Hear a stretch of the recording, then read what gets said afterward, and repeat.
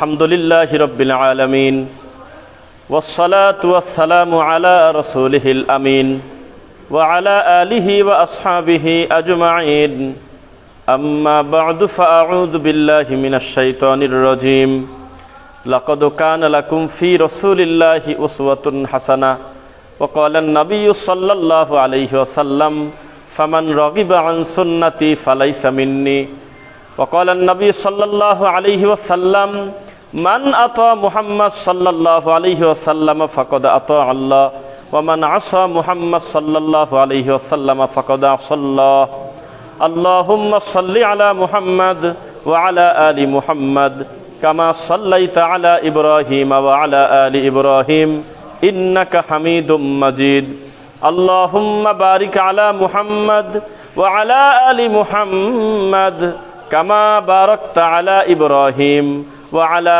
আলি ইব্রাহিম ইন্নাকা হামিদুম মাজিদ। আলহামদুলিল্লাহ, প্রশংসা সব আল্লাহর জন্য, শান্তি অবতীর্ণ হোক আল্লাহর রাসূলের উপরে। আল্লাহুম্মা সাল্লি আলাইহি আল্লাহুম্মা বারিক আলাইহি। জুমার দিন আল্লাহ সুবহানাহু ওয়া তাআলার অশেষ অনুগ্রহে আমরা তার ঘরে আসার সুযোগ পেয়েছি। আলহামদুলিল্লাহ। বিভিন্ন কারণে দুর্যোগ হতে পারে, আবহাওয়ার পরিস্থিতি যেমনই হোক না কেন, সর্বোপরি আল্লাহ আমাদেরকে এনেছেন, এটা আল্লাহর শুকরিয়া। যারা আসতে পারে নাই তাদেরকে আল্লাহ সহজ করে দিন, আল্লাহুম্মা আমিন।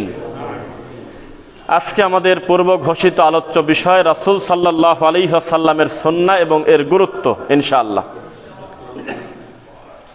আগে দেখবেন যে দোকানের ভিতরে যত দামি পণ্য থাক, যাই কিছু থাক, কিছু স্যাম্পল সামনে রাখতে হয়, মানুষকে বোঝাতে হয় যে এটা হলো সেই জিনিস, ভিতরে আরো আছে। বহু জায়গায় দেখবেন যে ছোট্ট একটা, আমাদের আপনার ভাষায় বলে টমটমি, কোনো রকম একটা ঝাপ নিয়ে বসে আছে, শুধু লেবেল দেখা যায়, দুই একটা পণ্য সামনে ঝোলে। আপনার মনে হবে যে এই জায়গা তো 10,000 টাকার মালও নাই, কিন্তু একটা লোক গিয়ে 10 লক্ষ টাকার মালের অর্ডার দিচ্ছে, মুহূর্তের ভিতরে তিনি ফোন করে দিচ্ছে কোথায় যেন মাল গাড়ি লোড হয়ে চলে আসতেছে দোকানের সামনে রেডি। তার মানে এটা হলো তার স্যাম্পল। ওখানে 50 রকম, 10 রকম, 20 রকমের চাউলের স্যাম্পল থাকে এক একটা বাটিতে করে।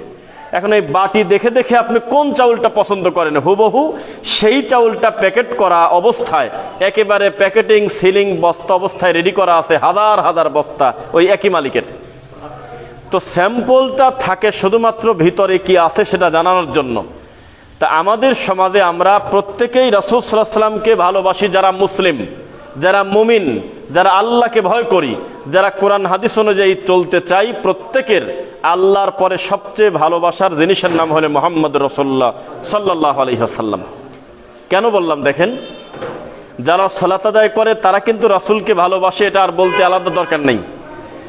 যারা মাজারে সেজদা দেয়, যাদের মাথায় জট আছে, যারা 2-3 বছর গোসল করে না, যাদের 5 হাতে 20টা আংটি, যাদের গলা ভর্তি হাফ কেজি তাবিজ, এই কঠিন গরমের ভিতরে যারা বস্তা গায়ে দিয়ে থাকে, এমন মানুষকেও যদি আপনি বলেন, সে যদি জন্মসূত্রে মুসলমান হয়, যদি বলেন যে মুহাম্মদ সাল্লাল্লাহু আলাইহি ওয়াসাল্লামকে কি তুমি ভালোবাসো, দেখবেন যে আপনাকে মারতে আসবে। যে ভালোবাসি না মানে, তোমার থেকে বেশি ভালোবাসি আমি রাসূলকে। রাসূলকে নিয়ে কেউ কটু কথা বললে তার চোখ দিয়ে পানি চলে আসে। বহু ইউটিউবারের ভিডিও আমরা দেখি ইউটিউবে, ফেসবুকে, যে রাসূলকে নিয়ে কটু কথা বলতে গেলে পাগলরা পর্যন্ত ধাওয়া করে। তার মানে সবার দাবি যে আমরা রাসূলকে ভালোবাসি। রাসূলকে যদি ভালো নাই বাসবে, তো কবরে সেজদা দেওয়ালা লোকটা নিজেকে অন্য ধর্মের লোক বলে না কেন? কবরে সেজদা দিলে সে কি মুসলমান থাকে? থাকে তো না থাকলে সে অন্য একটা ধর্মের নাম দিক। যারা কবরে সেজদা দেয় তারা হিন্দুর মতো একটা ধর্ম হোক, বৌদ্ধের মতো একটা আলাদা ধর্ম হোক, খ্রিস্টানদের মতো ভিন্ন একটা ধর্ম হোক, তা করে না। তবুও তারা নিজেদেরকে নাম দিয়েছে সুন্নি। কথা বুঝতেছেন আমার? মানে মাজারে সেজদা দিচ্ছে, মরা মানুষের কাছে ছেলে মেয়ে চায়, দুনিয়ার বিদাত এবং শিরকে লিপ্ত থাকার পরেও, কুফরি পর্যন্ত করার পরেও তাদের দাবি যে তারা রাসূলকে ভালোবাসে, এবং তাদের বক্তাদের নামের আগে লেখা থাকে আশেকে রাসূল। এটা লকব, যাতে মানুষ দূর থেকে বুঝতে পারে যেই বক্তাকে আমরা দাওয়াত দিয়েছি এবং বক্তার ওয়াজ শুনবো, উনি হলো নবীর বড় প্রেমিক। যদিও আশেকে রাসূল শব্দটা নবীর ক্ষেত্রে যায় না। এক খুতবায় আমি কতটুকু বোঝাতে পারবো জানি না, আমি সামান্য টাচ দিয়ে যাব। আশেকে রাসূল কথাটা নবীর সাথে যায় না। আমরা হলো সুন্নাতের রাসূল, হুব্বে রাসূল, রাসূলকে ভালোবাসবো, তাকে অনুসরণ করব। আশেক, প্রেম খেলা, এই কথাটা আমার নবীর সাথে যায় না। তো আশেকে রাসূল তারা নিজেদেরকে দাবি করে বোঝাতে চায় জমিনে সবচেয়ে বেশি তারা নবীকে ভালোবাসে, কিন্তু বাস্তবতা হলো আল্লাহর রাসূলকে সবচেয়ে বেশি অপমান করে হলো তারা। আমার মূল কথা হলো এইবার আমাকে যদি রাসূলের সুন্নাহকে ভালোবাসতে হয়, আগে জানতে হবে সুন্নাহ কোনটা। কি বলেন? কোন একটা পাপ থেকে কেউ যদি বাঁচতে চায়, তাকে আগে এটা ক্লিয়ার হতে হবে এটা আসলেই পাপ কিনা। আমি চেষ্টা করব প্রত্যেকটা কথা ভেঙে ভেঙে বলার। এটা রাসূলের সুন্নাহ। আম্মাজান বলতেছেন, আমার স্বামী মুহাম্মদ সাল্লাল্লাহু আলাইহি ওয়াসাল্লাম যখন বক্তব্য দিতেন এমন ভাবে কাটা কাটা করে কথা বলতেন, ভেঙে ভেঙে, কেউ যদি গুনতে চাইতো তার কথাগুলো গোনা যায়। আর কানে হাত দিয়ে কাঁদতে কাঁদতে হু হু করে 10 মিনিট ধরে এক টানে চলে গেছে, কি বলছে আল্লাহই জানে। এটা রাসূলকে অপমান করা না, শুধু এটা দ্বীনের সাথে মশকরা করা। ওয়ামা আরসালনা মির রাসূলিন ইল্লা বিলিসানি কওমিহি লিয়ুবায়্যিনা লাহুম। আল্লাহ বলেছেন, আমি এমন কোন রাসূল দুনিয়াতে দেই নাই যে তাদের স্বজাতির ভাষায় তাকে দেই নাই। এই কারণে তাদের ভাষা স্বজাতির দিয়েছি, কওমের ভাষা, যাতে তার জাতি তার কথাগুলো বুঝতে পারে। আমাদের মাহফিলগুলোতে আপনি দেখবেন, সত্য মিথ্যা হলে বলবেন যে ভাই এটা আপনার ভুল গেল, আমি স্বীকার করে নেব। আমাদের অধিকাংশ মাহফিলগুলোতে দেখবেন 1 ঘন্টা বক্তা বক্তব্য দিলে প্রায় 15 থেকে 20 মিনিট 25 মিনিট পর্যন্ত উর্দু ফার্সি শের বলে। নাকি বানায় বলতেছি? কানে হাত দিয়ে দেখবেন কান্নাকাটির সুরে, বিভিন্ন সুরে সুরে উর্দু ফার্সি শের বলে। যে ভাষাও জাতি বোঝে না, সামনে যারা আছে কিছুই বোঝে না, এমনি কারণ ছাড়া বলে আল্লাহু আকবার। তো এইটা কোরআন হাদিসের খেলাফ। শুধুমাত্র আরবি যে কোরআন মাজিদের ভাষা, এই শব্দ, এই ভাষাকে আপনি বিকৃত করতে পারবেন না। এইটা পরিবর্তন করা যায় না। সূরা ফাতিহাই পড়া যায়।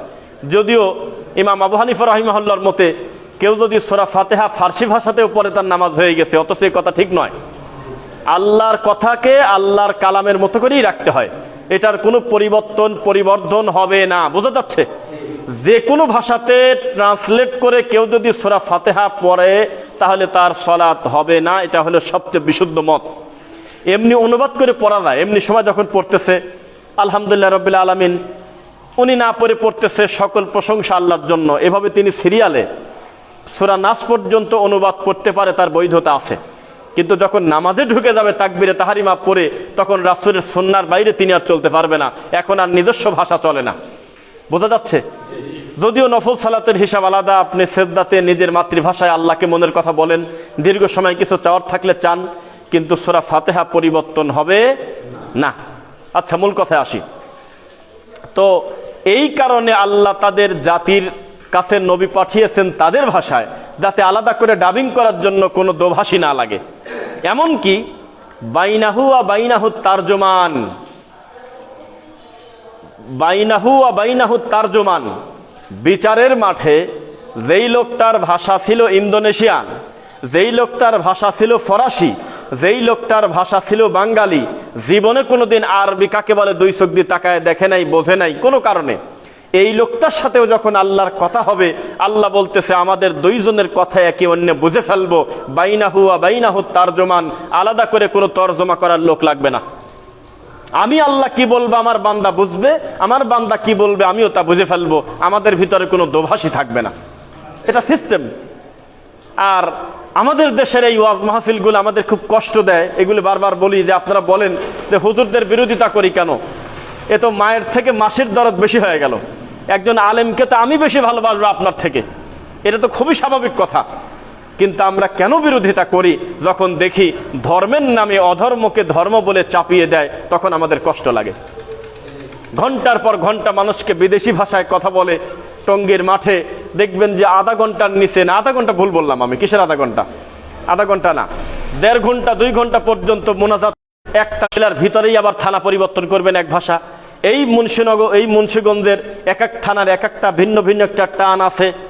একই জেলাতে আত্মীয়তা করার পরেও দেখবেন যে ওই আত্মীয়র কণ্ঠের একটা টান আলাদা, এদের আবার আলাদা। প্রত্যেকটা ভাষা আল্লাহর নিয়ামত, কোনো ভাষাকে আপনি অবজ্ঞা কটূক্তি করতে পারবেন না। কোন নোয়াখালীর ভাষা নিয়ে, চট্টগ্রামের ভাষা নিয়ে, পাবনার ভাষা নিয়ে, ঠাকুরগাঁওয়ের ভাষা নিয়ে, কোন জেলার ভাষা নিয়ে ব্যঙ্গ করা অথবা ওই জেলার মানুষকে খাটো করা, এটা অন্যায়, এটা পাপ, কবিরা গুনাহ হয়ে যাবে যদি ব্যঙ্গ করেন, কটূক্তি করেন, এটা করা যাবে না। তাহলে এই ভাষা যে বাংলা ভাষা আমরা পাইছি আল্লাহর পক্ষ থেকে, এটা কি নিয়ামত না? ইংরেজি আলা ইংরেজি নিয়ে কথা বলুক। আবার আমিও যখন চলে যাব লন্ডনে, আমিও যখন চলে যাব আরবির কাছে, কোনো কারণে যদি আমাকে তারা ইমামতির দায়িত্ব দেয় যে আজকের খুতবাটা আপনি দেন, আমি একেবারে আরবিদের সামনে বললাম, সকল প্রশংসা আল্লাহর জন্য, শান্তি অবতীর্ণ হোক সেই রাসূলের উপরে, যেই রাসূল সাল্লাল্লাহু আলাইহি ওয়াসাল্লামকে আল্লাহ সুবহানাহু ওয়া তাআলা অনেক সম্মান দিয়েছেন। আমার কথা কি তারা বুঝবে? তাহলে নয় তাদের ঘুম পাড়তে হবে, আর নয়তো তাদের অমনোযোগী হয়ে অন্য ব্যস্ত থাকতে হবে, আর নয়তো আমার দিকে তাকায় মনে করতে হবে এটা আবার কেমন ধর্ম, উনি কি বলে আমি তো কিছুই বুঝি না। সুতরাং ভাষা একটা আল্লাহর নিয়ামত, এটা প্রথমে আগে বলে নিলাম। 2, নবী সাল্লাল্লাহু আলাইহি ওয়াসাল্লাম বলেছেন চুপ থাকো, কথা বলো না। যদি বলো আল্লাহ কি বলেছেন, নবী কি বলেছেন, প্রয়োজন ছাড়া আর কিছু বলো না। শুধু ওইটুকুন বলো যেটুকুন বললে জাতির কল্যাণ হয়। বক্তাকে কথা বোঝাতে হবে কেন যে অমুক জায়গায় বেড়াতে গিয়েছিলাম, একটা লোক হাফ প্যান্ট পরে দৌড় দিল, ঠিক কিনা বলেন? এটা আবার শরীয়তের সাথে কি সম্পর্ক? ইসলামে উদাহরণ দেওয়ার মতো রয়েছে কোরআন মাজিদে অসংখ্য আয়াত, অসংখ্য হাদিসে সাহাবীদের জীবনী, পূর্বের বানী ইসরাঈলদের ঘটনা হাজার হাজার বর্ণিত আছে। আপনি মিথ্যা কথা টেনে নিয়ে আসলেন কি কারণে? এতে জাতির কল্যাণ হবে না। সুতরাং বলতে হবে শুধু আল্লাহ বলেছেন, বলতে হবে শুধু নবী বলেছেন, বলেন ইনশাআল্লাহ। এইবার আপনাদের সামনে আসি, সুন্নাহ কাকে বলে আর সুন্নাতের অনুসরণটা কি। আপনাকে প্রথমে আমি কিছু ধাক্কা দেব, এরপরে আপনাকে আমি ভেঙে দেবো ইনশাআল্লাহ। আর পুরো বক্তব্যে কোনো একটা দলের নাম পাবেন না, পুরো বক্তব্য থাকবে আমার রাসূল, আমার রাসূলকে অনুসরণ করা ইনশাআল্লাহ। 1 নাম্বার, রাসূল সাল্লাল্লাহু আলাইহি ওয়াসাল্লামকে অনুসরণ করার জন্য আগে আমাদের জানতে হবে সুন্নাহ কি। আমাদের দেশের মানুষ একটা বড় ধরনের ধোঁকায় পড়ে আছে, আমাদের মতো টুপিওয়ালাদের মাধ্যমে, দাড়িওয়ালাদের মাধ্যমে। এমনকি দাড়ি টুপি আমার থেকে লম্বাও হতে পারে, 2 তলা 3 তলা। একটা বিরাট ধরনের ধোঁকা জাতিকে দিচ্ছে, খোলা মাঠে ইউটিউবে লিখলে দেখবেন। তারা বলতেছে সুন্নাহ আর হাদিস আলাদা। জীবনে কি দেখেছেন এইরকম ভিডিও? আস্তাগফিরুল্লাহ আযীম। তারা বলতেছে পানি আর ওয়াটার আলাদা, পানি আর জল হলো আলাদা, আলাদা না এক। তারা বলতেছে হাদিস আর সুন্নাহ আলাদা। ওনারা আমাদেরকে ব্যঙ্গ করে বলে, এই বেটা তোরা হাদিস মানিস, আমরা হলো সুন্নাহ মানি, এজন্য আমরা আহলে সুন্নাহ ওয়াল জামাত, তোরা আহলে হাদিস। এভাবে ব্যঙ্গ করে কিনা? জি না। এমনকি আমাদের ভাইদেরকে ব্যঙ্গ করার জন্য আল্লাহর নবীর দ্বারা পেশাব করার হাদিসটা নিয়ে এসে দাঁড় করায়। আস্তাগফিরুল্লাহ। আমার আর আপনাকে খাটো করার জন্য আমার রাসূল 11টা বিয়ে করছে, সেই কথা নিয়ে এসে একটা সাধারণ মুসল্লিকে বলে, এই বেটা তোরা বলে হাদিস মানিস, আমার নবী তো 11টা বিয়ে করছে, তুইও কর। আস্তাগফিরুল্লাহ। তার মানে আমাকে গালি দিতে গিয়ে ও কাকে সামনে নিয়ে আসলো, আপনি কি বুঝতেছেন? অথচ এই 2টা প্রশ্নের জবাবটা আগে দিলে আপনি বুঝতে পারবেন হাদিস আর সুন্নাহ আলাদা কিছু না, 2টাই আমার রাসূলের কথা এবং কাজ, মৌন সম্মতি, আল্লাহ ঘোষিত কর্ম। কথা বোঝা যাচ্ছে কিনা? আচ্ছা, যারা বলতেছে আমার নবী দাঁড়িয়ে পেশাব করেছে তোমরাও করো, তাদেরকে একটা কথা বলি, আল্লাহর নবী দাঁড়িয়ে পেশাব করেছে জীবনেও আমরা কোনোদিন অস্বীকার করি নাই। সহিহ বুখারীর হাদিস। এই তো আমল শেষ। এটা করে দেখাতে হবে, এটা এমন আমল না, এটা হলো বিশ্বাসগত আমল। 2, এটা হলো সিচুয়েশনগত আমল, পরিস্থিতিগত আমল। আজকেই আমি এই যাওয়ার পথে যদি আমি কোথাও আমার পেশাবের বেগ দেয়, আমি কোথাও চলে গেলাম, গিয়ে দেখলাম যে পেশাবখানার পরিবেশ নাই, ওখানে বসার মতো অবস্থা না, বসলে জুব্বা ভিজে যাবে, 2 পাশে পা আটে না, বহু আমি বড় বড় আপনার রেস্টুরেন্টের প্রমাণ দিতে পারবো। আল্লাহর ঘর মসজিদ পর্যন্ত 1 বিঘা জায়গার উপরে মসজিদ, কিন্তু পেশাবখানা করছে একবারে চাপা। একটা জুব্বা পরা লোক, একটা স্বাস্থ্যবান লোক যদি ভালো করে বসে পেশাব করতে যায়, করতে পারবে না। তখন রাসূল সাল্লাল্লাহু আলাইহি ওয়াসাল্লামের সুন্নাহ তুমি দাঁড়িয়ে পেশাব করো, এটা বৈধ, এটা সুন্নাহ, নিয়মিত করার দরকার নাই, পরিস্থিতি পড়ে গেলে করা যায়। 2, 11টা বিয়ে করা, কয় যে এটাও তো হাদিস, তোমরা বলে হাদিস মানো, তাহলে 11টা বিয়ে করো, বলে কিনা? আল্লাহ, হে আরশের মালিক, হে রব্বুল কাবা, হে কাবার মালিক, মাথার মতে কি পুরাটাই গোবর এদের? একটু কি দিনের এলেম আল্লাহ দিল না? যেই আল্লাহ নবীকে 11টা বিয়ে করার অনুমতি দিয়েছেন, ওই নবীকে দিয়ে আল্লাহ কোরআনে তো বলেই দিছেন পরবর্তীতে, বিয়ে করো মাসনা 2টা, ওয়াসুলাসা 3টা, অরুবা 4টা, ইনসাফ করতে না পারলে 1টা। তাহলে এই গরু পল্লটাকে এতদিন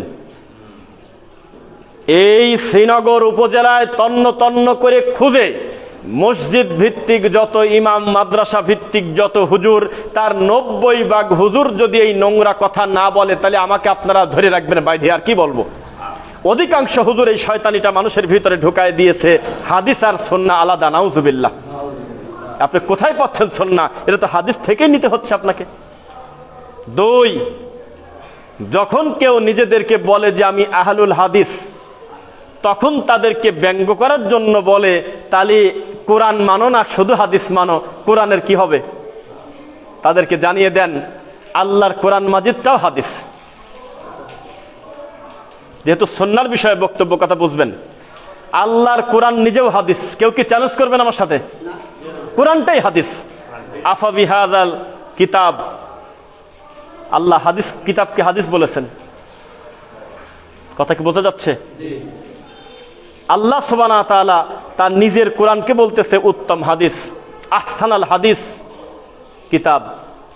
অথচ এর ব্যাপকতা মানুষ জানতে চায় না, একটু চেষ্টা করে না যে সুন্নাহ কাকে বলে, হাদিসটা কাকে বলে, এই কথাটা বুঝতে চায় না।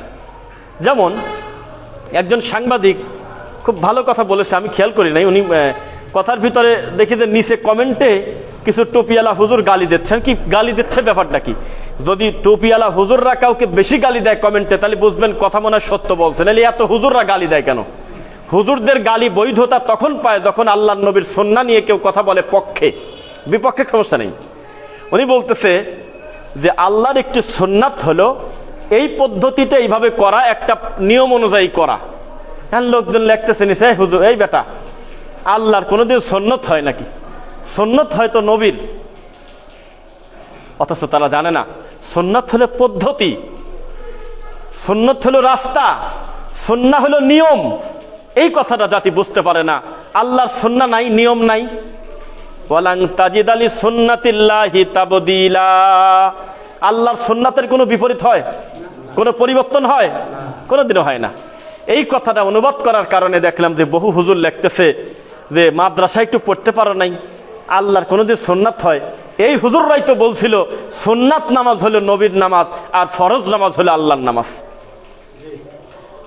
নাই এলাকায় নাই, যদি থাকবে তাহলে ওই হুজুরের ওয়াজ এত মার্কেট পেল কিভাবে? যে পীরের মুরিদ হওয়ার পর পীর সাহেব বলল, আজকে থেকে তোমার মারিদ দাঁত কিন্তু আমি ফেলে দিলাম, তোমার বিবেকের দাঁত থাকা যাবে না। পীর মুরিদের নিয়ম হলো বিবেকের কোনো দাঁত থাকা যাবে না। পীরের মুরিদ হওয়া শব্দের অর্থ একেবারে হাতুড়ি দিয়ে পিটায়ে এই বিবেকের আক্কেলের দাঁত ফেলে দেওয়া। মানে পীর রবিবারকে বলবে বৃহস্পতিবার, মুরিদকে বলতে হবে জি আব্বা, জি জি জি জি। আর শনিবারকে বলবে মঙ্গলবার, তখন বলতে হবে জি বাবা জি। যদি বলেন যে আব্বা আজকে তো শনিবার, আপনি মঙ্গলবার বললেন কি কারণে, তখন আপনার আমল বাতিল হয়ে যাবে। এটা হলো পীর মুরিদের বইতে লেখা। মানে কোনো প্রশ্ন করা যাবে না, মিলল কি না মিলল বলা যাবে না। যদি না মেলে পীরের কর্ম, বলতে হবে এটা মনে হয় কোনো মারেফত আছে। শয়তান কিভাবে চোখে পেশাব করে দেখেন।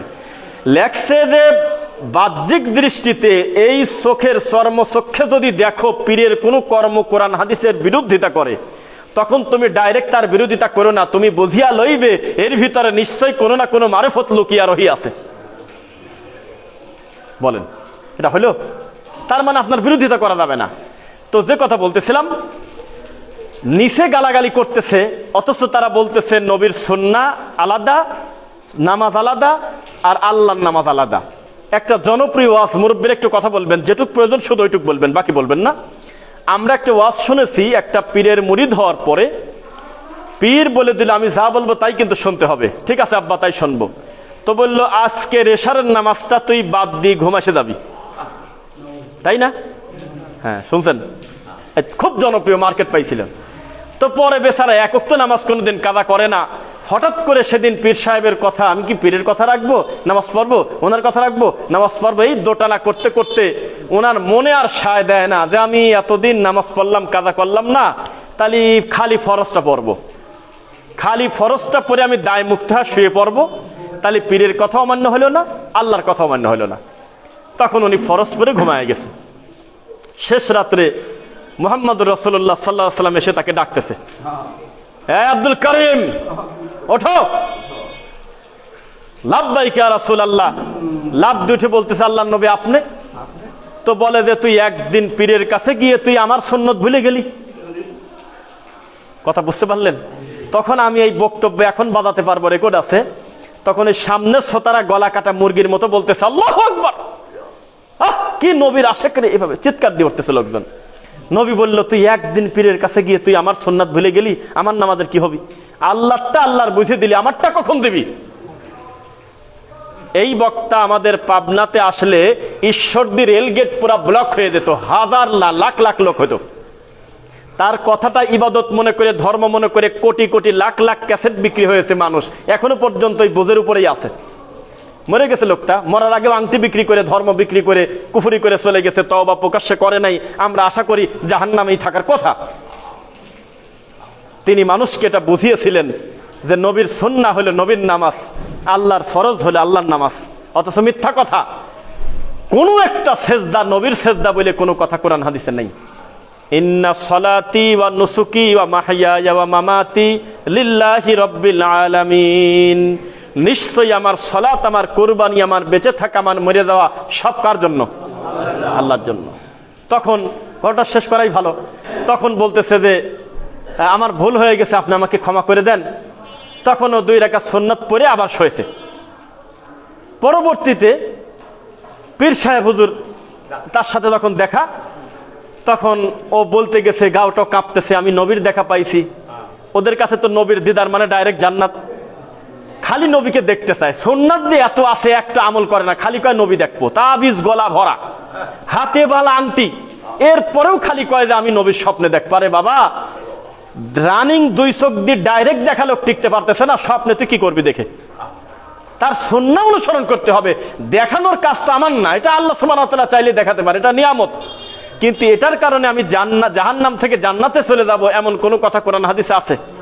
নিশ্চয়ই নবীকে যে দেখলো সে নবীকেই দেখলো, শয়তান নবীর সুরত নিতে পারে না। এটা বিরাট বড় নিয়ামত। কিন্তু এইটা দেখার জন্য বাজারে যত আমলের বই পাওয়া যায়, সমস্ত আমলের বই বাতিল বাতিল বাতিল, সব ধোঁকা। আপনাকে বারবার বলা হয়েছে, কেউ যদি আমার সুন্নাহ পালন করে সে আমার সাথে জান্নাতে যাবে। সুবহানাল্লাহ। কানা মাই ফিল জান্নাহ, আমার সাথে সে জান্নাতে থাকবে, শর্ত হলে আমি নবীকে মেনে নেওয়া। তো যে কথা বলতেছিলাম, তখন পীর সাহেবের কাছে এটা বলার আগেই উনি নিজে থেকে বলতেছে, কিরে ঘটনা কি কিছু পেঁচ লেগে গেছে? কে বাবা, তুমি ঠিক পেলে কিভাবে? কয় যে আরে পাগল, তুই কত বোকা, তুই যদি ফরজটাও না পড়ে ঘুমিয়ে যেতি, তাহলে শেষ রাত্রে নবী আসার আগে আল্লাহ এসে যাইতো তোর ডাকতে। এবার আপনাদের কাছে আমার খালি একটা জিনিস জানার, এটা কি নামাজ পড়ার ব্যাপারে উৎসাহ করলো না নামাজ বাদ দেওয়ার ব্যাপারে উৎসাহ দিল? তার সামনে হাজার হাজার শ্রোতা ছিল, আমার মতো একটা শ্রোতা তার ছিল না যে জুতা হাতে করে পিঠের চামড়া তুলে দিয়ে বলবে হাত দেশে কোন জায়গা, হাত দিল কোন জায়গা রে? যেই ব্যাপারে আমার নবী দায়িত্ব নিচ্ছে না যে পরকালে জান্নাত জাহান্নামের ফয়সালা আমার আল্লাহর হাতে, আমি নবী সুপারিশ করবো আমার মন মতো না, আল্লাহ আমাকে অনুমতি দিবেন। মুহাম্মাদের মেয়ে হিসেবে ফাতেমা তুমি আলাদা সুযোগ পাবে না, তুমি আমলে সলে করো, নেক আমল করে আল্লাহকে সন্তুষ্টি করো, তারপরে তিনি কি করবেন তোমার সাথে ব্যবহার আমি জানি না। আরে পাগল কয় কি? প্রত্যেকটা জায়গায় যদি এই শ্রোতা তার পণ্য মানে আমি বোঝাচ্ছি যে সঠিক দিনটা যদি সে নিজ দায়িত্বে বুঝে নিত, এই সমাজে এত জাল হাদিস থাকতো না। এই মসজিদের সামনে একটা জালসা হচ্ছে, কথার কথা, এই মাহফিলে 5টা বক্তা আছে, একটা বক্তা মাহফিলে উঠে খালি জাল হাদিস বলে। ওই লাকার দাদা শাকার দাদা কিসের কি বাঘ কুত্তা ব্যাং টেনে নিয়ে পীরের গল্প, নানার গল্প, দাদার গল্প বলে উনি মিথ্যা বলতেছে জাতির সামনে। তখন সভাপতি তাকে বলবে, হুজুর আপনার এই কথাটার একটু দলিল দিলে ভালো হতো, আমরা বুঝি নাই এটা আছে কোন জায়গা। তারপরেও যদি সংশোধন না হয়, টান দিয়ে চেয়ার ধরে উল্টে ফেলায় দেওয়া লাগবে, আর নয়তো বলতে হবে যে সোজা চলে যাবি। আমার এলাকায় ধর্ম বিরোধী কোনো কথা আমরা বলতে দেব না, আমরা ব্যানারে লিখে দিয়েছি কোরআন সুন্নাহর আলোকে মাহফিল, এনে বাপদাদার গল্প বলিস কেন? ওই একটা বক্তাকে অপমান করে যদি এলাকা থেকে বের করে দিতেন, ও একা একা প্রচার করে দিত, তারও বাকি 10 শয়তানকে খবরদার, যে এলাকায় যা পারিস করে, শ্রীনগরে খবরদার ঢুকিস না, ওখানে ভুল করলে ডাইরেক্ট ধরে ফেলে, কোনো জবাবদিহিতা নাই, যা মনে চায় বলে যাচ্ছে, আর শ্রোতা বলতেছে ঠিক কিনা বলো, কয় ঠিক, কি ঠিক। এই হলো আমাদের দেশের ওয়াজ। বক্তা বলতেছে আমার বয়স হলে ৩ বছর জেল খেটেছি বাবারা, আর ১৭৫টা দেশ ভ্রমণ করেছি, ঠিক কিনা বলো, কয় ঠিক। কিসের ঠিক? এ কোন ধরনের ওয়াজ? আমি বল খেলতে গেলাম অমুক জায়গা, কোরআন মাজিদে ডোনাল্ড ট্রাম্পের নাম আছে, আয়েশা ফায়েশা কথা বলে তাদের বিল হলো ৯০,০০০ টাকা। এ কিভাবে আপনাকে বোঝাবে আমার রাসূলের সুন্নাহর কত মর্যাদা, কত দাম? কিচ্ছু জানে না। একটা ঘটনা বলে আমি সুন্নাহর ব্যাপারে শুরু করি। শেখ বিন বাজ রাহিমাহুল্লাহর নাম শুনছেন কারা? মাশাআল্লাহ, আলহামদুলিল্লাহ। আল্লাহর এই মাটির উপরে কাছাকাছি সময়ের সবচেয়ে বড় বিদ্বানের একজন, এই জমিনের এই মাটির উপরে সবচেয়ে বড়। সেই মানুষটা একদিন অ্যাক্সিডেন্ট করে। অ্যাক্সিডেন্ট করার পরে আমার মতো একটা হুজুরকে যদি লাখো মানুষ ভালোবাসে, এত বড় বিদ্বানকে ভালোবাসার লোককে এই পৃথিবীতে অভাব আছে? সবাই অস্থির, আহারে কি হলো, তাড়াতাড়ি ওনাকে গাড়ি থেকে বের করতেছে এই রক্তাক্ত শরীরে।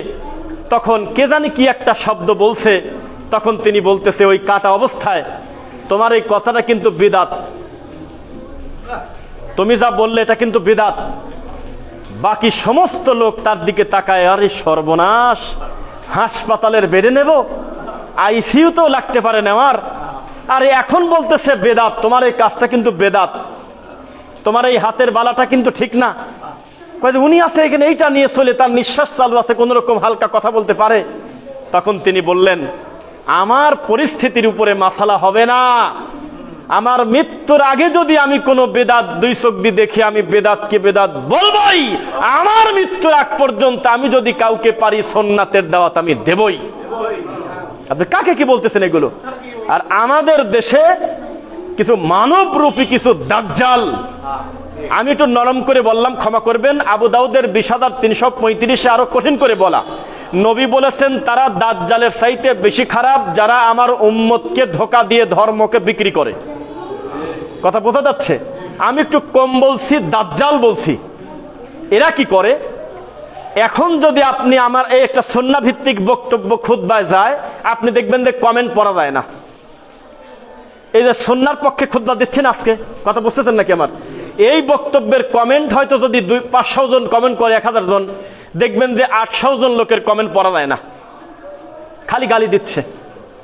তুই ইহুদির দালাল, তুই জানিস না যে ইসরায়েলে মারামারি লাগছে, তুই আছিস সুন্নাত নি পড়ে, তা আমি যুদ্ধ ঠেকাতে পারবো? আমি সুন্নাহ বাদ দিয়ে ঠেকাবো? এটা মানুষের স্বভাব। মানুষ মানুষকে ধোঁকা দেওয়ার জন্য একটা নেক কর্মকে খাটো করে আর একটা বড় করে, এটা মানুষের স্বভাব। একটা লোক মসজিদে আসলো, আপনি তাকে কেনই কথা বলতে গেলেন, দাড়ি নাই, আবার মসজিদে আসতো কি কারণে? দাড়ি নাই এটা তার অন্যায়, কিন্তু নামাজ পড়তে আসছে এটা তার অন্যায় না। মুখ ভর্তি দাড়ি, বিড়ি খাও, লজ্জা করে না, এটা বলার দরকার নাই।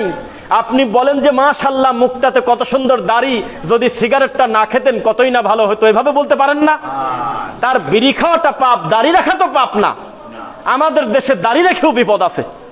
এই তো হাজি হয়েছে, এই তো মুসল্লি সাজেছে, কত ধরনের মানুষ ব্যঙ্গ করে, অথচ নিয়ম হলো মন্দকে মন্দ বলা, ভালোকে ভালো বলা।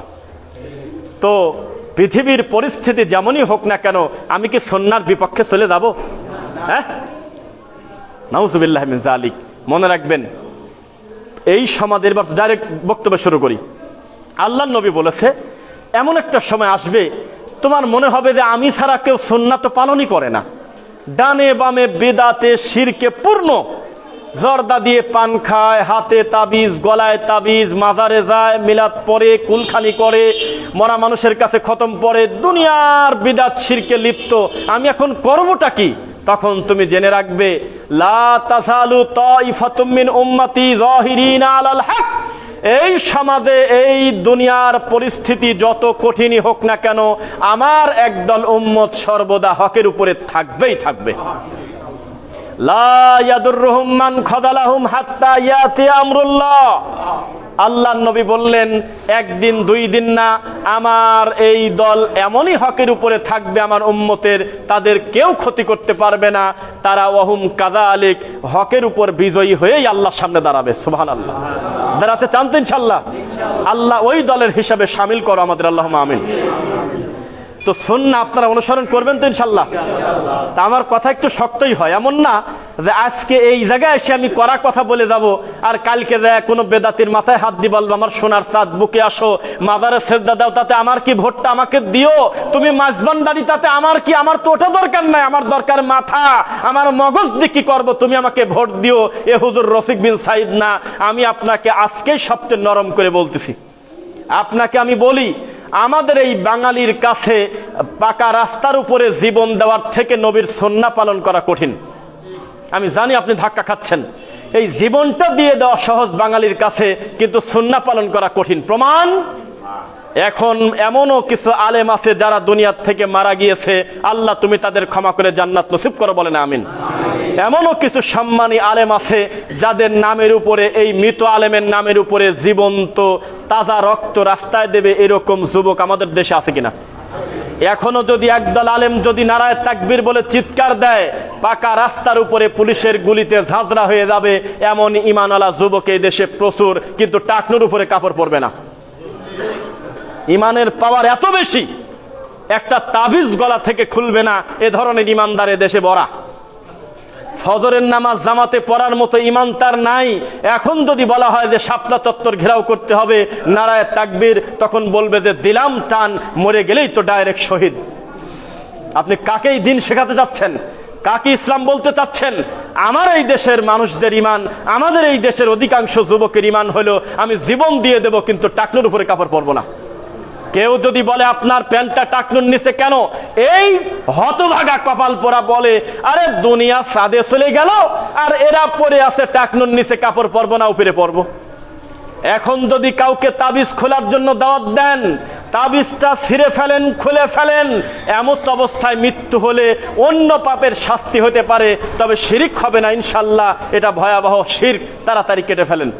তখন বলবে মুসলমানকে মারিয়ে ইহুদি খ্রিস্টানরা শেষ করে দেয়, আরে বেটা পড়ে আছে তাবিজ নিয়ে, এইভাবে ব্যঙ্গ করে। জেনে রাখেন, আমার সামনে যদি কোনো রাস্তায় কোনো মা, কোনো বাবা, কোনো বৃদ্ধ বয়সী, কোনো অসহায় যদি উলঙ্গ ল্যাংটা হয়ে রাস্তায় বসে থাকে, হয়তো আমি ধারণা করব নয়তো পাগল, আর নয়তো বেচারা কোনো বিপদে পড়ছে, নইলে কাপড় নাই কেন। ইসলাম আমাকে বলে তাড়াতাড়ি তুমি পুরুষ মানুষ যদি হয়, তার নাভি থেকে হাঁটু পর্যন্ত ঢেকে তার ইজ্জত আগে বাঁচাও। এখন আমার আছেই নাভি থেকে হাঁটু পর্যন্ত, আমি ল্যাংটা হয়ে ওনাকে ঢেকবো, এটা কথা বলেন না কেন? এটা ইসলাম? যে ওনাকে ঢেকতে গিয়ে আমি ল্যাংটা হয়ে গেলাম, তাহলে উপকারের চেয়ে ক্ষতি বেশি হইল কিনা বলেন? তাহলে ওইভাবেই থাকুক, উনি ল্যাংটা, আমার কাজ না। শরীয়ত কারোর প্রতি জুলুম করে না। যদি অতিরিক্ত কাপড় থাকে, তখন আমি নাভি থেকে হাঁটু পর্যন্ত ঠিক রাখবো, পায়জামাটা একটু টান দিয়ে উপরে তুলে এই পুরা জুব্বাটা খুলে আমি ওই মহিলাকে বা আমার ওই ভাইকে অথবা আমার এই পথচারী বাবাকে আমি সুন্দর করে ইজ্জত ঢেকে দিয়ে তাড়াতাড়ি তার পরিচয় ঠিক করব। কাকে কি বলতে চাচ্ছেন এগুলো? সমাজের পরিস্থিতি যেমন হোক না কেন, আমি আমার রাসূলের সুন্নাহকে আমি কুরবানি দেবো কেন? এই সমাজের অবস্থা যত খারাপ হোক না কেন, আমি জীবনে কোনোদিন টাকনুর নিচে পায়জামা প্যান্ট পরবো না। এটা আমার রাসূলের সুন্নাহ শুধু না, এটা আল্লাহর আদেশ। মা আসফালা মিনাল কাবাইনি মিনাল ইজারি ফাফিন্নার। আজকে আমি আপনাকে পার্থক্য দেখাবো, যেটাকে আপনি মহাপাপ, বড় বড় পাপ মনে করে করেন না, তার থেকে বড় পাপ টাকনুর নিচে কাপড় পরা। অথচ এই আমলটা আমাদের দেশে অবহেলিত, হুজুররা মুখে আনলে বরং মজা করে। এটা তো হিজবুত তাওহীদের সেই বদমাইশ সেলিমের মতো, যে বলে যে আল্লাহর নবী নিজেও তো গান শুনছে, এইভাবে তিনি ব্যঙ্গ করে। টাকনুর নিচে কাপড় পরার কথা বললে উনি খিলখিল করে হাসে, কয় যে দুনিয়া সাদে চলে গেল আর এই হুজুররা পরে আছে টাকনুর নিচে, না উপরে পরব কাপড়। এটা ধর্ম বিরোধী নাস্তিকদের ভাষা। ব্রাহ্মণবাড়িয়া বাঞ্ছারামপুর নাম শুনেছেন? বক্তব্য যখন দিলাম, যখন শেষের দিকে ঢাকা ইউনিভার্সিটির একজন স্টাফ, কোন পদে আমি তা জানি না, আল্লাহ তুমি ভালো জানো, আমি ধারণা করে কারোর কথা বলবো না, বক্তব্যের শেষে তিনি আমার হাত ধরে বললেন, আলহামদুলিল্লাহ, আমার কাছে মনে হচ্ছে এটা দায়িত্বশীল বক্তব্য শুনলাম। উনি আমাকে বললেন যে আমরা বক্তব্যে আসার পূর্বে, মাহফিলে রওনা দেওয়ার পূর্বে আমাদের মেধাটাকে আমরা এভাবে নিয়ে আসি, যাচ্ছি হলো সোনাবানুর গল্প শুনবো। যাচ্ছি হলে একটা লম্বা কিসসা বক্তা ধরবে, আমরা 2-4 মিনিট বসে থেকে কিছু টাকা দিয়ে তাকবীর নিয়ে চলে আসব। কিন্তু এই সামনের দিকে এগিয়ে বসেন, সামনের দিকে আগে বসেন। সময় নিচ্ছেন কেন? সামনের দিকে আগে বসেন। আমাদের সময়ের খুব মূল্য, আপনার সময়ের অনেক মূল্য। মুমিন অবসর থাকতে পারে না। গ্যাপগুলো পূরণ করে নেন। এখন কাতার নিচ্ছেন না, কাতার নিয়েন না। এখন এই বসা ব্যক্তি যখন দাঁড়াবেন জায়গা বেড়ে যাবে। বসে থাকলে অনেক জায়গা নেওয়া লাগে, তাই না? কেউ কথা বলবেন না, একদম চুপ থাকবেন, খুতবা চলতেছে তো। হ্যাঁ আচ্ছা বসেন, যেখানে হয় বসেন, কেউ কথা বলবেন না। তো যে কথা বলতেছিলাম, উনি আমাকে বললেন যে অনেক দায়িত্বশীল কথা শুনলাম, অনেক অজানা জিনিস জানলাম, তবে একটা জিনিস বুঝলাম না। উনি বলতেছে মানুষ এখন রকেটের চাঁদে যাচ্ছে, জানেন হুজুর? 1970 সালে এই মাটি খনন করা হয়েছে 40,000 কিলো, বোঝেন হুজুর? আমি বললাম যে হালকা শুনছি। তো বলে 70 সাল থেকে ইহুদি খ্রিস্টানরা প্ল্যান করে এই নিচে আছেটা কি, উপরে তো দেখলাম। আর এখন আপনারা হুজুররা পরে আছেন, টাকনোর নিচে কাপড় পরবো না উপরে কাপড় পরবো? তখন আমি বললাম যে ভাইজান, মাটির নিচে খনন করা আর চাঁদে চলে যাওয়া এক চুলো কোনো টুপিওয়ালার কাছে আশ্চর্য বিষয় না। কালকে যদি চাঁদের ভিতরে যায় যদি রুটি বানাও খান, তাতে আমার কিছুই আসা যায় না। এটা কোনো হালাল হারামের ইবাদত না। ওটাও মাখলুক, যেটা গেছে ও মাখলুক। এক সৃষ্টি যাচ্ছে আর এক সৃষ্টির কাছে, তাতে আমার না আশ্চর্য কি আছে? আমরা তো আল্লাহর কাছে যাওয়ার ধান্দায় আছি, সেজন্য তো টাকনুর উপরে কাপড় পরতে বলি। তখন আর কথাই বলেন, এরকম কথা আছে? হ্যাঁ আছে তো। মা আসফালা মিনাল কাবাইনি মিনাল ইজারি ফাফিন নার। কেউ যদি টাকনুর নিচে পায়জামা প্যান্ট লুঙ্গি পরে এই কারণে তাকে জাহান্নামে জ্বলতে হবে, হাদিস নাই? তা কোনটা বড়? ওই চাঁদে যাওয়াটা জরুরি বেশি না টাকনুর উপরে কাপড় পরা জরুরি? পৃথিবীর কেউ যদি কোনোদিন চাঁদে না যায়, শরীয়তের কিছু আসে যায়? কোনোদিন কবরে প্রশ্ন হবে আল্লাহর কাছে যে আমি এত বেরেন দিলাম, চাঁদে গেলিনি একবার?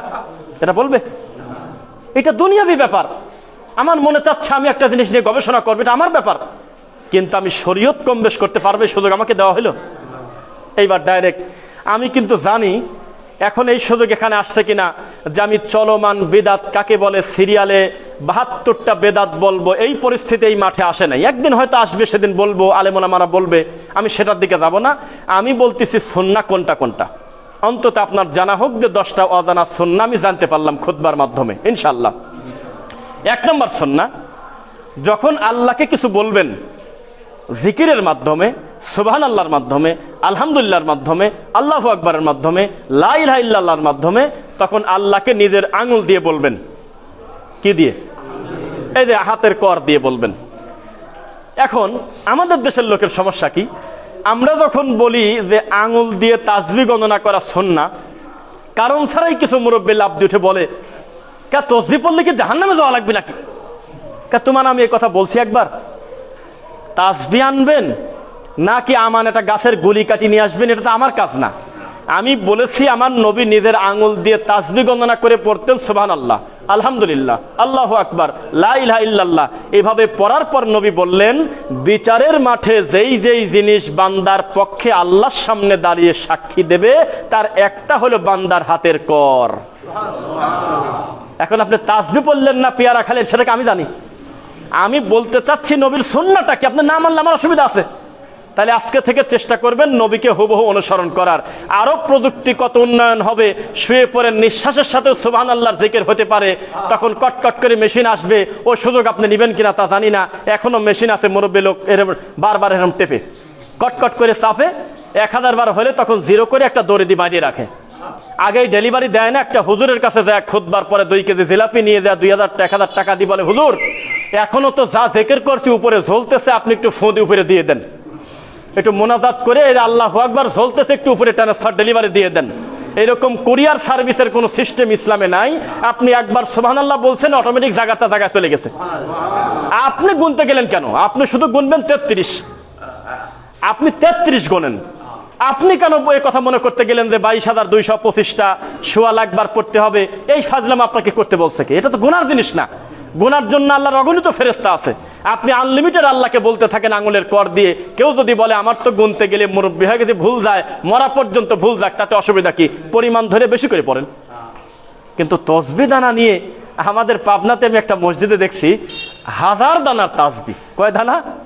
মানে একা পড়ে না, ফজরের পর আর মাগরিবের পর কিছু মুসল্লি বসে থাকে, করে কি 10 জন একসাথে গোলায় বসে টানতেছে। এই দৃশ্য যদি কোনো হিন্দু দেখে, ও তো বলবে আমার 3 মাস পর নারকেল ফাটানোই ভালো। আমি তো মনে করছিলাম মুসলমান হবো তো এরা দড়ি টানে কি কামে। একটা লোক যদি আমাদের ধর্মের প্রতি আকৃষ্ট হয়, যে ধর্মটা ভালোই লাগে, একটু তদন্ত করে দেখি, তাদের ধর্মের বড় বড় সভাতে গিয়ে একটু যদি মন গলে আমি কালেমা পড়ি মুসলমান হব। ছদ্মবেশে হিন্দুরা যায় না বসন্তে, যা দেখে যে চরমনাই পীর জেকের করতে আর মুরিদ খালি লাভ দি গাছে ওঠে, মানে বাসে ওঠে। তখন ও বলবে মা মা মা মনসা, মা সরস্বতী, মা দুর্গা, আমি আবার জায়গায় আসতেছি। আমি এখনো কালেমাই পড়লাম না, ওরা দেখলাম যে ওরা ওদের হুজুরের গলা ধরে উল্টে পড়ে যায়, মাইক নিয়ে দৌড় দেয়, কামড় দেয়। এটা আবার কেমন ধর্ম? আমি তোমাকে ডাকছি, কোনোদিন এই কাম তো করি নাই, আমার তো 3 মাস পর নারকেল ফাটানোই ভালো, এটা বলবে? এটা ধর্ম? এই লাভ দিয়ে উল্টে পড়া, আর একজন ভাইকে কষ্ট দেওয়া। এমনও দেখছে, আল্লাহ মাফ করুক বলতে, মানে দুঃখে হাসি আছে, একজনের লুঙ্গি খুলে ফেলছে, অথচ পিছনে লেখা জিকির মাহফিল, বাসে উঠে চলে গেছে, বাপের বয়সী লোক বাসে উঠছে। অথচ জীবনে কোনোদিন আবু বকর সুবহানাল্লাহ 1000 বার বলতে গিয়ে 1 সেকেন্ড নড়াচড়া করছে, ইতিহাসে পাই না। জীবনে কোনোদিন আমার রাসূলের ব্যাপারে ঘটে নাই, তিনি জিকির করতে করতে একটা পর্দায় খেয়াল করে নাই, জিকিরটা শুরু করছিল মসজিদে, শেষ করছিল মসজিদের বারান্দায়, তা পাই নাই কোনোদিন। 1 ইঞ্চি নড়াচড়া করে নাই। তাদের ভিতর কাঁপছে, আর আমারে বাইরে কাঁপে। কথা বুঝছেন নাকি? জিকির করলে কোথায় কাঁপার কথা? মুমিনের কি কাঁপে? কলব। কি কাঁপে? এর দলিল কি? ইন্নামাল মুমিনুনা আল্লাযীনা ইযা যুকিরাল্লাহু ওয়াজিলাত কুলুবুহুম ওয়া ইযা তুলিয়াত আলাইহিম আয়াতুহু যাদাতহুম ঈমানা। মুমিন হলো সে যে শোনা কথাও যদি আবার শোনে, আল্লাহর কথা শুনলে তার অন্তরে কম্পন হয়, ভালো লাগে, এই কারণে তার ঈমান বেড়ে যায়। কিন্তু আমাদের কি ভিতরে কাঁপে না বাইরে কাঁপে? বাইরে কাঁপে। লাভ দিয়ে উল্টে পড়ে যাচ্ছে, জিকির হচ্ছে, আল্লাহর নাম নেয়, আবার কামড় দেয়, গলা ধরে পড়ে যায়। দেখেছেন আপনারা এইরকম একটা ভিডিও কেউ ভাইরাল হয়েছে, দেখেছেন কিনা? নাহলে বলবেন। বক্তা আল্লাহকে ডাকতেছে, আর তার মুরিদ যা গলার পর পাও দুইটা দিয়ে কাঁধের পর এইভাবে টানতেছে, লাভ দিয়ে উঠতেছে। তখন উনিও নামতে বলে না, কমিটিও নামতে বলে না, কারণ সবার দাবি উনি এখন আল্লাহর প্রেমে ডুবে গেছে। এর ভিতরে আর ওই মন্দিরের ঠাকুরের ভিতরে যদি কোনো পার্থক্য থাকে, তাহলে আমি মিথ্যুক। মন্দিরের ঠাকুরের থেকে যদিও বড় পাপী না হয়, তাহলে আমি মিথ্যুক। মন্দিরের পাপী একটা মুসলমানকে টান দিয়ে তার মন্দিরে সহজে নিতে পারবে না। আর এই ভণ্ড টুপিওয়ালা এক একটা খুতবায় হাজার হাজার মানুষকে ধর্ম বিরোধী করে জাল হাদিসের মাধ্যমে। বোঝা কি যাচ্ছে আপনাদের? সুন্নাহ একটা খালি বলছি, দেখেন তাই অনেক সময় এই গেল। টাকনুর উপরে সর্বদা কাপড় পরবেন, যদিও হুকুমটা ফরজ, কিন্তু সুন্নাহ তো রাসূলের সুন্নাহ, এটা বাদ দেওয়া যাবে না। টাকনুর উপরে প্যান্ট পায়জামা লুঙ্গি সবসময় পরবেন, মনে থাকবে। দেখবেন যে আমাদের হুজুরে আমরা বলি যে দাঁড়িয়ে কাতার সোজা করেন, টাকনুর নিচে কাপড় আছে কিনা দেখে নেন, অথচ নামাজের সাথে সম্পর্ক না। সম্পর্ক নামাজের সাথে। অনেকে দেখবেন নামাজ শেষ ওই বাইরে বারান্দায় খুলে দেয়, সবসময় পরবেন, এক এক করে পড়তে থাকে দ্রুত। মানুষকে মাটি দিবেন কি বলে? মরা মানুষকে দাফন করবেন বিসমিল্লাহ বলে। সমাজে কি চলে আমি কেউ তা শুনতে চাই নাই। আমি আজকের খুতবায় নেগেটিভ একটা কথাও বলবো না যে কোন হুজুর কি পড়ে, সেটাকে আমি জানি নাকি। ওইভাবে ধরতে গেলে তো ফরিদপুরে মরা মানুষের কবরে আজান দেয়। আজান দেশকে কয়েকদিন নিচ থেকে একটু পরে প্রশ্নোত্তর শুরু হবে। এটা আলাউদ্দিন জিহাদি নিজে স্বীকার করছে যে নিচে কবরে প্রশ্নোত্তর হবে, তো তখন শয়তান আসবে ধোকা দিতে, আমরা আজান দিয়ে শয়তান সরায় দেব যাতে শুধু ভালোটা থাকে। তাহলে তাজা মানুষেরটা মনা মানসিক লাগাইছে, তাজা মানুষের আজানটা মনা মানসিক লাগাতেছে। আস্তাগফিরুল্লাহ। কোনটা কি চলে সেটা আমরা জানি না। আপনি মাটি দিবেন বিসমিল্লাহ বলে, কি দিয়ে? মরা মানুষের জন্য, যিনি মারা গিয়েছেন তার জন্য সাদাকা করবেন আর মুখ দিয়ে দোয়া করবেন। কুলখানি করে কি, গরু খায় কি, নারকেল খায় কি, ওটা আমি জানতে চাইনি। আমার রাসূল যেহেতু এই কর্ম করেছেন, আমি শুধু তাকে অনুসরণ করব। এর বাইরে যত কর্ম আছে সেটা বাতিল, মনে থাকবে ইনশাআল্লাহ। মসজিদে ঢুকে 2 রাকাত সালাত আদায় না করা পর্যন্ত বসবেন না, জুমা হোক, ফজর হোক, জোহর হোক, আসর হোক, মাগরিব হোক। ইযা দাখালা আহাদুকুমুল মাসজিদ লা ইয়াজলিস হাত্তা ইউসাল্লা রাকাতাইন। ততক্ষণ পর্যন্ত আল্লাহর নবী কাউকে বসতে দিতেন না যতক্ষণ না তিনি 2 রাকাত সালাত আদায় করে তারপরে বসতেন। রানিং খুতবা ঠেকায় দিয়ে বসা লোককে দাঁড় করায় 2 রাকাত পড়াইছেন, তারপরে বলছেন বসো। যে কোনো ব্যক্তি যে কোনো সময় মসজিদে ঢুকবে, টাইম যাই হোক না কেন, 1টা 2টা 3টা 5টা 2টা 4টা যা হোক, আগে 2 রাকাত সালাত হবে, তারপরে বসা হবে। এই আমলটা করবেন ইনশাআল্লাহ। ইমাম সাহেব যদি খুতবায় উঠে যায় তখন আর পড়বেন না, বসে পড়বেন, ঠিক কিনা? শ্রোতা তো ঠিক আছে দেখতেছি, সবাই তো জানেনি তাহলে। আর ওই লাল বাতি যারা লিখে রাখছে যে লাল বাতি জ্বলাকালীন সুন্নাতের নিয়ত করবেন না, আমি বলেছি তারা 40টা গরু চোরের চাইতে বেশি খারাপ। গরু চুরি করলে গোয়াল খালি হয়, বরকতে যদি রুদি থাকে পরের বছর 70টা গরু হতে পারে কিনা। কিন্তু এই ভণ্ড যে আল্লাহর ঘরে লিখে রাখলো নামাজ পড়বেন না, এই 2 রাকাত কবুলিয়া সালাতের ওই বাপ দাদার 14 পুরুষের সমান হবে? তাহলে উনি কিসের ভিত্তিতে নামাজ পড়েন? এই কথা কি বান্দা লেখা যায়? এই কথা বলবেন আপনি যে যখন ইদা উকিমাতিস সালাহ ফালা সালাতা ইল্লাল মাকতুবা, যখন ইকামত শুরু হয় তখন পড়ো না, বাদ বাকি আর কোনো জায়গা নিষেধ নাই। মনে থাকবে? আমাদের দেশে আর একটা কথা, আরে কত কথা মনে পড়ে যায়। আমরা আল্লাহ সুবহানাহু ওয়া তাআলা আমাদের ক্ষমা করুন। আমার জুমার প্রথম পর্ব শেষ করছি, বারাকাল্লাহু লানা।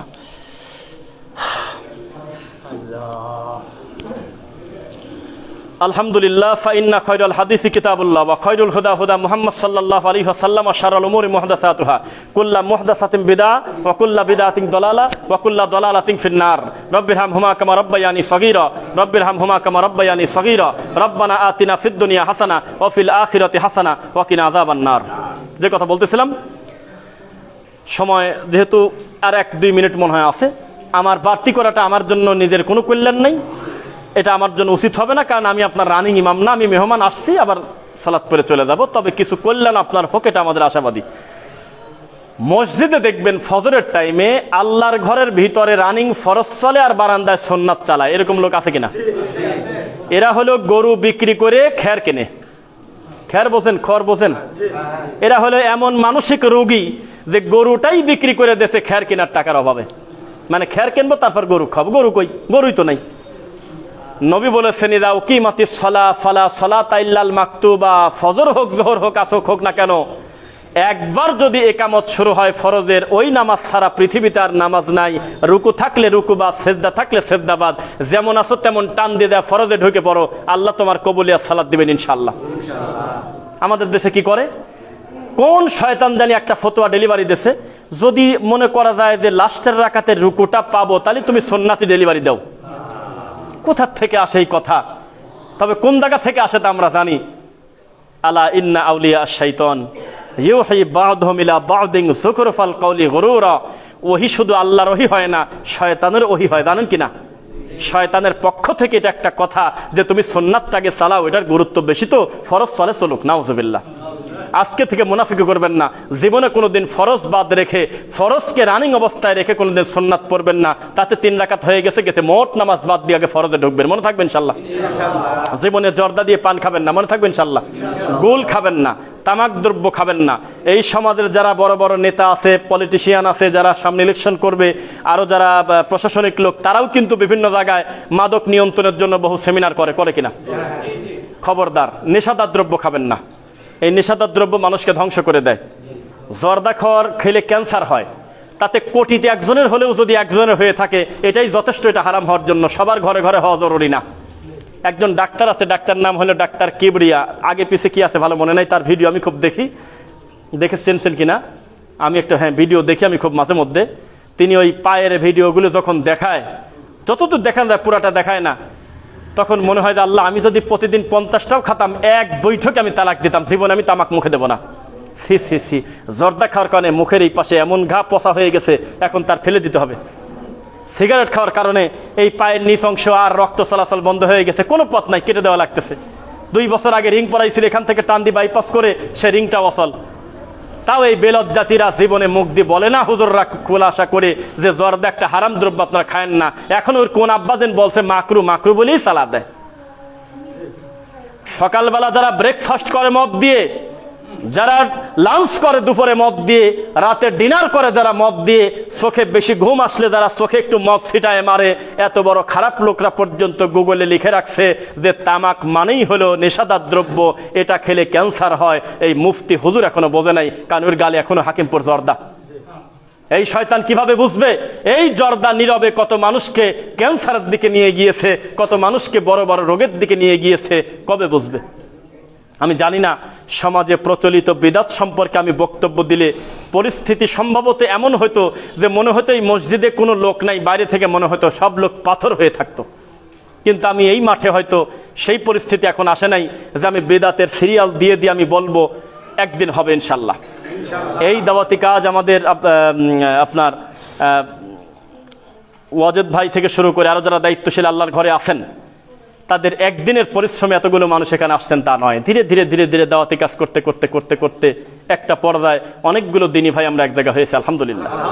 এটা একদিনের ফসল না, আল্লাহ যেন এটা অব্যাহত রাখেন।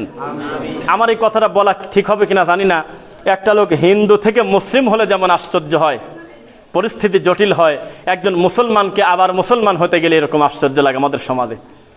একজন মুসলমান নামাজি লোক, টুপিওয়ালা লোক যদি নবীর সুন্নাহ অনুসরণ করতে যায়, ঠাকুর যদি ধর্ম পরিবর্তন করে তার পরিস্থিতি যেমন হয় তার থেকে বেশি খারাপ হয় আমাদের দেশের একটা হুজুর যদি সত্য স্বীকার করে। মসজিদে যদি দাঁড়ায় বলে আজকে থেকে আমি তওবা করতেছি, আমি নিজেও এতদিন মিলাদ পড়তাম, আমি জানতাম না যে মিলাদ পড়া একটা অন্যায় বেদাত, আজকে থেকে আমি নিজে তওবা করলাম, আমার অতীতের ভুল আল্লাহ নেকি দিয়ে পরিবর্তন করবে, আপনারাও পড়বেন না। তাই ওই জমার শেষেই কিছু কিছু পাগল ধরে হুজুরের এতদিন পড়াইছাও মনে থাকে নাই, ওই হুজুরের চাকরি চলে যাবে। আর এই মুসল্লিরা যদি নীরবে মেনেও নেয়, যাচ্ছে আমরা আলেম ভাইয়ের কথা মেনে নিলাম, আশপাশে থেকে অন্যান্য বেদাতি হুজুর খালি খোঁচাবে। আপনারা একটা ওয়াহাবি রাখছেন মসজিদে, তাবিজের বিরোধিতা করে, তাবিজ বেজে খাবো হয় না, বেতন পাই মাসে মাত্র 10,000 টাকা, আর এই মৌতিখানা মরা এই কুলখানি তাবিজ কবজ বেচে 30,000 টাকা তুলি। আর এই হুজুরের জন্য আমাদের গোটা সমাজে ডিস্টার্ব, এ যেন রাসূলের দিন প্রচার করার মতো পরিস্থিতি। মনে রাখবেন, আজকে আপনার সামনে আমি জোরে জোরে কথা বলতেছি, আজকে থেকে 2 বছর আগ পর্যন্ত আমার এলাকার দায়িত্বশীল লোকরা পর্যন্ত মনে করতো আমি নাকি আমেরিকা থেকে টাকা পাই। সি সি সি সি, এটা মুখের ভাষা। টুপিওয়ালারা মনে করতো আমার নিজের আত্মীয়, কে তা বলবো না, আমার একেবারে রক্তের রিলেটিভ, তারা পর্যন্ত মানুষের কাছে আফসোস করতে আর বলতে, হারে ছেলেটা নিয়ে কত আশা করছিলাম, আমাদের ভিতরে একজন কোরআনে হাফেজ হলো, এলাকার প্রথম হাফেজ আলেম হলো, আমরা কত আনন্দ পাইছিলাম, হঠাৎ করে দেখি সেই ছেলে ইহুদির দালাল হয়ে গেছে, আমেরিকার টাকা খাইছে। কিভাবে বুঝলে? কয়েদে বুকে হাত বাঁধে, লাঠি হাতে করে খুতবা দেয়। সি সি সি, আস্তে আস্তে মানুষের ভুল ভাঙবে ইনশাল্লাহ। আল্লাহ তুমি আমাদের ক্ষমা করো, আল্লাহুম্মা আমিন। আমি তো আমার সময় মতো খুতবা শেষ করে দিচ্ছি এখন, কিন্তু এখনো যারা ওযু করতেছেন তারা আসলে কি মনে করে কি মনে করেন সালাতকে আমরা বুঝি না। আপনার টার্গেট থাকবে যে আল্লাহর ঘরে আমি প্রবেশের পরে যেন আজান পড়ে, ইনশাল্লাহ পড়েন। জুমার দিনে মনে করবেন যে আমি মসজিদে যাওয়ার পরে আজান পড়ুক, এই টার্গেট নিয়ে আপনারা আসবেন। আমাদের সফরটা যেহেতু লম্বা, আমরা সালাত পড়ার পরপরই চলে যাব। আমাদের জন্য কল্যাণের দোয়া করবেন, মরা পর্যন্ত যাতে দিন বিক্রি করে না খাই, আমরা যেন আল্লাহর রাসূলের সুন্নাহকে ব্যঙ্গ ঠাট্টা না করি, আমরা যেন রাসূলের দিনের উপরে থাকে ইনশাআল্লাহ। সেই সাথে আল্লাহ তুমি আমার এই মুসল্লি ভাই সকলকে তুমি দিনের জন্য কবুল করো। এক ভাই দোয়া চেয়েছেন, এক ভাই অসুস্থ, তুমি আল্লাহ উত্তম শেফা দাও। আগামী মাসের 18 তারিখ আমি রফিক বিন সাইদ চুরাইন, কি নাম? দুর্গাপুর চুরাইন মসজিদের নাম, দুর্গাপুর কেন্দ্রীয় জামে মসজিদ চুরাইন, নবাবগঞ্জ, চেনেন আপনারা? যদি সুযোগ থাকে দিনের সাথে যাওয়া যায়, দিনের শুধুমাত্র দিনের কারণে 90টা মসজিদ পরিবর্তন করা যায়, কিন্তু হিংসা করে 1 ইঞ্চিও সামনে গেলে জায়েজ নাই, হারাম হবে। দিনের কারণে যাবেন, যদি সুযোগ থাকে যে যাই, গেলে 2টা কথা শুনবো, আমি বলে না, যে কোনো দায়ী আসলে। আর আজকে পালবাড়ি বর্ধনপাড়া, ওখানে আমাদের ভাই মাহমুদ বিন কাসেম হাফিজাহুল্লাহ আসবেন, মাগরিবের সালাতের পর থেকে কথা বলবেন, যদি সুযোগ থাকে চেষ্টা করবেন। আল্লাহ আমাদের সফরকে তুমি নিরাপদ করো, আল্লাহুম্মা আমিন। সুবহানাকাল্লাহুম্মা ওয়া বিহামদিক, আশহাদু আল্লা ইলাহা ইল্লা আনতা, আস্তাগফিরুকা ওয়া আতুবু ইলাইক।